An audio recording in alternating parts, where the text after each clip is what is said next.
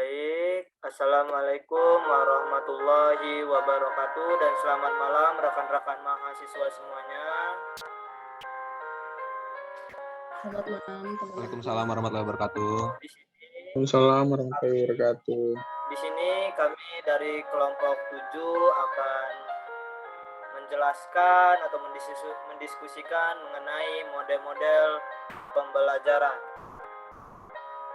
Di mana kelompok 7 ini beranggotakan pertama Resita, yang kedua Ari William Hutapea, yang ketiga Reki Dwi Putra, dan yang keempat Noval Rafasya. Baik, di sini yang pertama yaitu pengertian. Model pembelajaran adalah semua rentetan presentasi materi yang terdiri dari semua faktor mulai dari pra, sedang, dan pasca pembelajaran yang dilaksanakan oleh pendidik dengan berbagai instrumen yang dipakai secara tidak langsung maupun langsung dalam aktivitas belajar dan mengajar. Nah, di sini saya akan bertanya kepada rekan-rekan mahasiswa sekalian yang di dalam Zoom, apa pendapat kalian mengenai pengertian model pembelajaran ini? Bisa dimulai dari Resita terlebih dahulu. Bagaimana tanggapan Resita? Baik, menurut pendapat saya pribadi, model pembelajaran itu sendiri adalah kerangka kerja yang memberikan gambaran sistematis untuk melaksanakan pembelajaran agar membantu siswa dalam mencapai tujuan tertentu. Cukup, moderator. Baik. Terima kasih Resita. Kemudian apakah ada rekan-rekan yang lain ingin menambahkan? Baiklah, saya akan menambahkan. Di sini menurut Joyce and Well, yaitu adalah ahli, mereka berpendapat bahwa model pembelajaran adalah suatu rencana atau pola yang dapat digunakan untuk membentuk kurikulum dan merancang bahan-bahan pembelajaran dan membimbing pembelajaran di kelas atau yang lain. Terima kasih.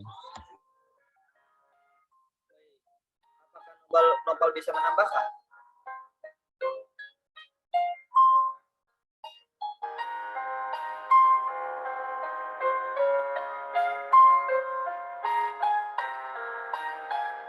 Baik, karena Nopal tidak bisa menambahkan, di sini kita langsung saja mulai kembali mengenai fungsi model pembelajaran. Fungsi dari model pembelajaran adalah untuk panduan bagi pencipta desain pembelajaran dan pendidik untuk menentukan strategi dan pelaksanaan kegiatan pembelajaran agar tujuan pembelajaran bisa diraih dengan sukses. Baik, untuk macam-macam model pembelajaran, saya ingin Resita untuk menjelaskan pada rekan-rekan mahasiswa yang lain. Kepada Resita dipersilakan. Baik, terima kasih sebelumnya kepada moderator atas kesempatannya. Di sini saya izin menjelaskan mengenai model pembelajaran yang pertama, di mana model pembelajaran yang pertama adalah metode pembelajaran kooperatif. Di mana metode pembelajaran kooperatif ini adalah susunan aktivitas belajar siswa dalam lingkup grup yang mempengaruhi manfaat pembelajaran yang telah direncanakan sebelumnya, di mana tujuan dari pembelajaran kooperatif ini sendiri adalah yang pertama yaitu menambah pengetahuan untuk prestasi belajar akademik, lalu yang kedua adalah perasaan siswa menjadi lebih halus sehingga menerima keragaman dan perbedaan, lalu selanjutnya adalah meningkatkan kecakapan sosial.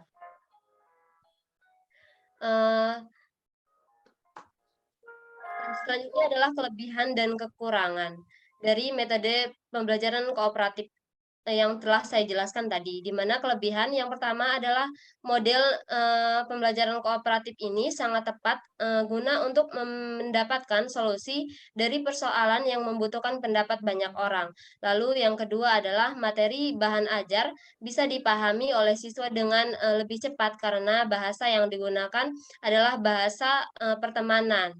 Lalu yang selanjutnya adalah kekurangan dari metode pembelajaran kooperatif ini sendiri, di mana kekurangan yang pertama adalah informasi bahan ajar yang ada akan sulit dipahami bila ada sedikit penyampaian pendapat, pengutaraan pendapat, bisa disalah pengertian oleh antar siswa. Lalu yang kedua adalah terdapat siswa yang cenderung memiliki sifat mendominasi dan ada siswa yang bersifat mendiam. Nah, ini bisa terpicu sebuah ketimpangan pada grup sehingga pada siswa yang pendiam akan cenderung mengalah.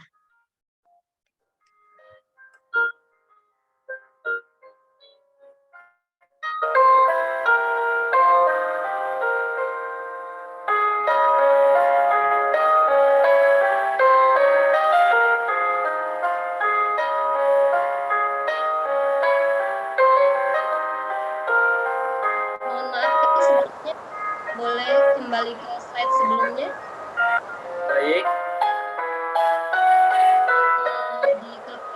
Di materi metode pembelajaran kooperatif ini sendiri, langkah-langkah atau adapun langkah-langkah dan sintak dari metode pembelajaran tersebut, model pembelajaran tersebut, di mana yang pertama adalah guru menyampaikan informasi tentang visi dan misi pembelajaran untuk menyiapkan siswa. Lalu selanjutnya guru menyampaikan penjelasan ringkas dari bahan ajar yang akan dilakukan. Selanjutnya guru mengutarakan informasi tentang perumusan grup dan cara pembelajaran berlangsung agar bisa dilakukan dengan cara yang tepat. Lalu guru menyediakan data dan pengetahuan untuk proses belajar siswa dalam menemukan solusi dari tugas dan proses diskusi pembelajaran. Selanjutnya yaitu guru membuat semacam tes kepada siswa untuk menguji kemampuan yang telah didapat dan pembelajaran individu dari pembelajaran berkelompok. Lalu yang terakhir adalah guru melakukan evaluasi setelah proses pembelajaran dan apresiasi setiap usaha siswa dalam menemukan solusi dari tugas yang dikerjakan. Demikian moderator tentang model pembelajaran kooperatif yang dapat saya sampaikan. Jika dari teman-teman ada yang ingin menyanggah dan menambahkan, saya persilakan.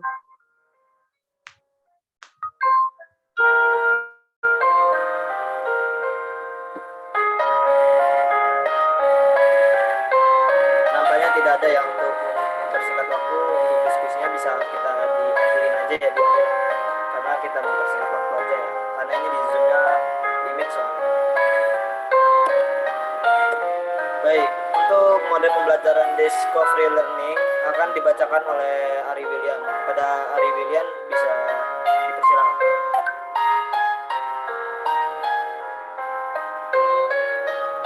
Baik, terima kasih moderator. Di sini saya akan membacakan model pembelajaran discovery learning. Model pembelajaran discovery learning ini merupakan pembelajaran yang disampaikan kepada siswa dan siswa akan memahaminya secara independen. Dalam hal ini, siswa akan diberi kemampuan cara menjadi seorang ilmuwan. Discovery learning adalah rangkaian kegiatan pembelajaran yang melibatkan secara maksimal seluruh kemampuan peserta didik untuk mencari dan menyelidiki secara sistematis, kritis, dan logis. Sehingga mereka dapat menemukan sendiri pengetahuan, sikap, dan keterampilan sebagai wujud adanya perubahan perilaku. Next.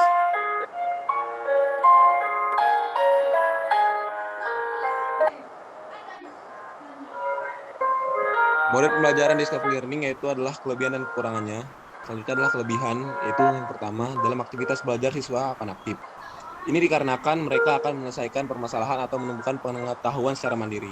Dengan model discovery learning ini, siswa akan menguasai pelajaran secara mendalam. Ini dikarenakan siswa mencerna dan menemukan sendiri ilmu pengetahuan itu sehingga bisa lebih bertahan lama dalam ingatannya. Selanjutnya adalah kekurangannya, dalam prakteknya, model discovery learning kurang bisa mengcover jumlah siswa yang jumlahnya banyak. Ini disebabkan akan memakan waktu yang relatif sudah sedikit. Yang kedua adalah esensi dalam model discovery learning akan tidak tersampaikan jika digunakan pada pola pikir guru dan murid yang sudah nyaman dengan metode lama. Jadi, gunakan metode penemuan ini dengan cara bertahap.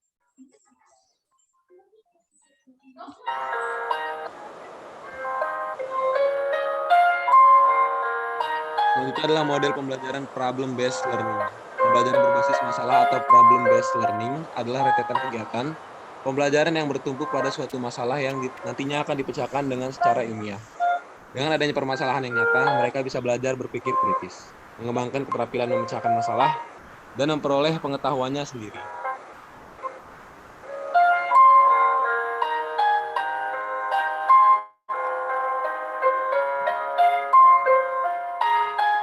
Kelebihan dan kelemahannya adalah, yang pertama adalah kelebihannya, penemuan solusi adalah metode paling signifikan untuk bisa memahami pengetahuan. Yang kedua, problem solving bisa memicu pembelajar untuk lebih lapar dengan ilmu pengetahuan. Dan yang ketiga, pemecahan masalah bisa menumbuhkan semangat siswa dalam kegiatan belajar. Kelemahannya, satu, kesuksesan pembelajaran berbasis masalah harus mengorbankan persiapan dan waktu yang tidak sedikit. Yang kedua, pemahaman yang kurang akan berdampak pada siswa dalam memotivasi diri dalam pemecahan masalah.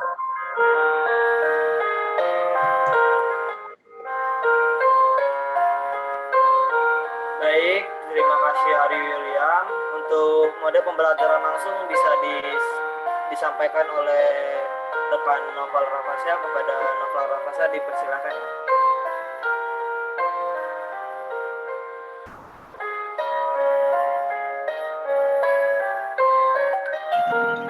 Baik, di sini saya akan melanjutkan materinya, yaitu model pembelajaran langsung. Model pembelajaran langsung merupakan strategi untuk melatih siswa agar dalam belajar bisa sesuai dengan pengetahuan deklaratif dan prosedural yang sistematis. Secara pembelajaran bisa dilaksanakan secara perlahan dan berjenjang. Dalam model pembelajaran ini, diharapkan seorang pengajar tidak hanya akan menjelaskan suatu teori saja, melainkan mengajak siswa langsung menyelami materi yang diajarkan dengan cara praktik atau mencobanya langsung melalui tugas atau kegiatan yang akan dibimbing dan dijelaskan langsung oleh pendidik. Next slide.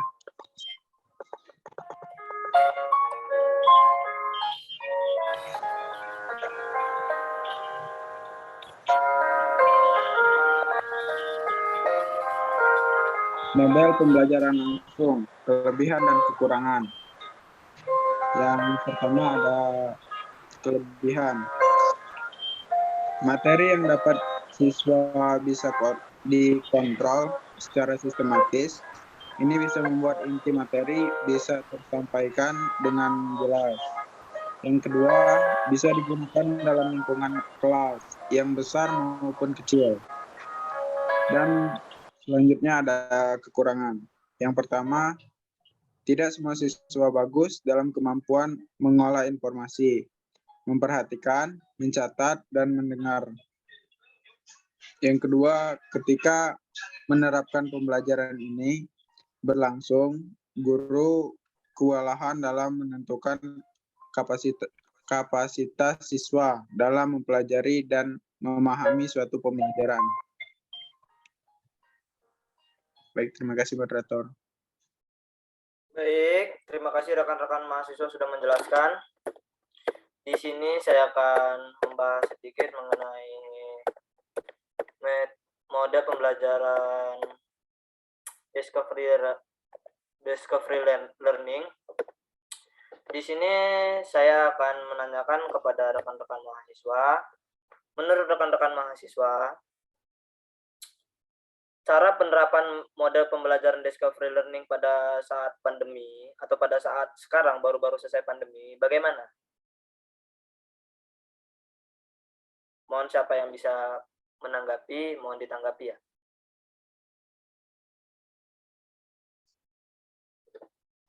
Saya izin menanggapi moderator. Ya, silakan Resita. Jadi langkah-langkah atau sebelum kita menerapkan model pembelajaran discovery learning ini, yaitu yang pertama adalah persiapan, di mana persiapan itu mencangkup beberapa hal. Yang pertama yaitu adalah memutuskan tujuan pembelajaran apa yang akan dipelajari. Lalu selanjutnya kita sebagai pendidik dan peserta didik maksud saya sebagai pendidik melaksanakan pengamatan untuk mengetahui sifat siswa mulai dari cara belajar, bakat, dan minat dari peserta didik yang akan kita ajar. Lalu yang selanjutnya adalah menetapkan materi yang akan digunakan. Lalu menetapkan materi apa saja yang akan dipelajari oleh siswa untuk meningkatkan keterampilan induktif beserta contoh dalam melakukan generalisasi. Selanjutnya adalah pengembangan bahan ajar dengan cara memberikan gambaran, ilustrasi, dan contoh untuk diamati siswa.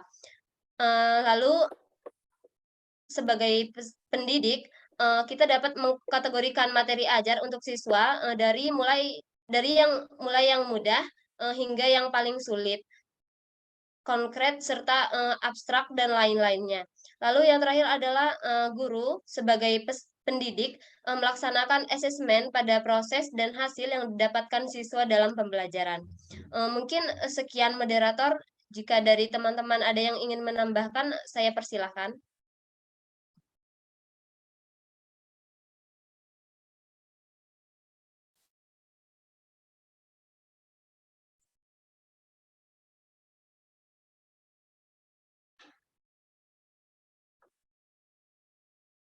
Saya sedang terkendala jaringan. Baik, kita lanjutkan. Bagaimana teman-teman? Apakah ada yang bisa menanggapi kembali atau menambahkan tanggapan Resita?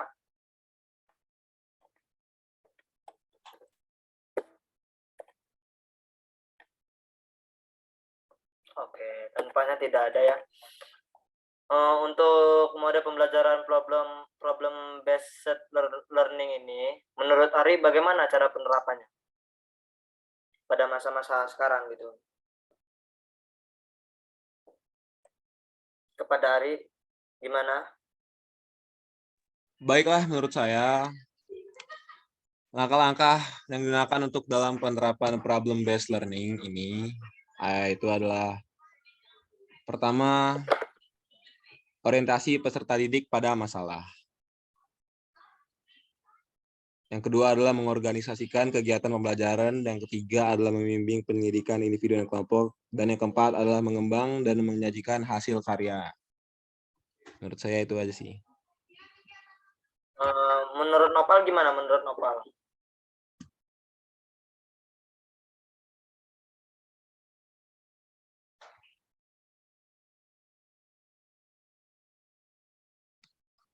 Apakah rekan Nopal bisa menambahkan?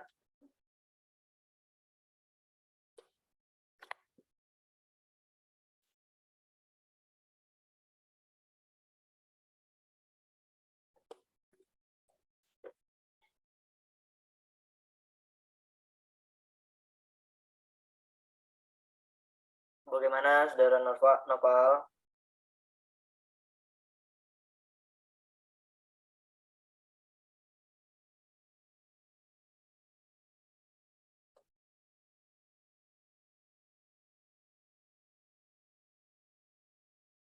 Baik, karena Novel tidak bisa menambahkan, kita next ya.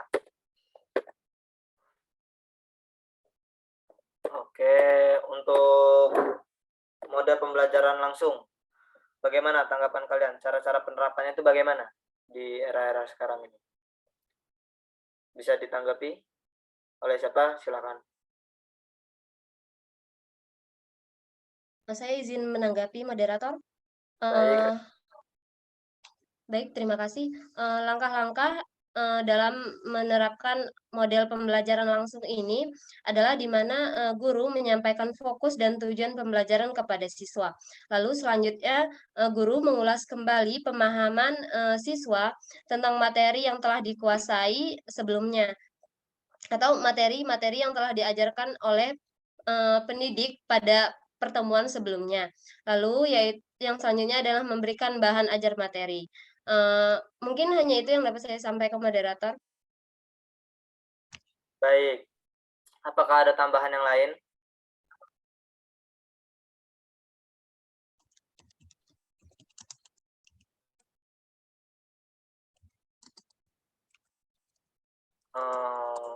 Bila tidak ada, di sini saya akan menambahkannya. Dari Resita tadi kan guru menyampaikan fokus dan tujuan pembelajaran kepada siswa. Kemudian itu mengulas kembali pemahaman materi yang telah dipelajari minggu kemarin atau minggu lalunya, terus memberikan bahan materi ajar. Nah, menurut saya itu ada tambahannya, yaitu ada bisa melakukan bimbingan, kemudian memberikan waktu kepada siswanya untuk mengasah atau lebih mendalami apa isi materi yang sudah diberikan kepada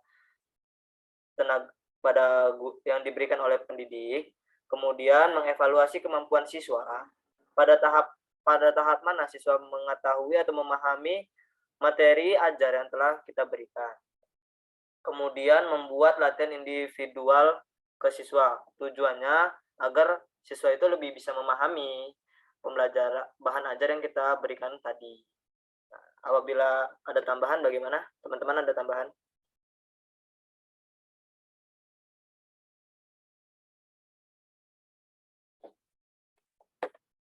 Oke, karena tidak ada ya, kita lanjutin ya ke, udah selesai. Baik, mungkin itu saja ya pembahasan kita malam ini. Kita akhiri diskusi kita pada malam ini. Wabillahi taufiq wal hidayah. Wassalamualaikum warahmatullahi wabarakatuh. Selamat malam rekan-rekan sekalian. Waalaikumsalam warahmatullahi wabarakatuh. Terima kasih Waalaikumsalam teman-teman warahmatullahi semuanya. wabarakatuh. Terima kasih Terima kasih rekan-rekan teman-teman semuanya. Terima kasih.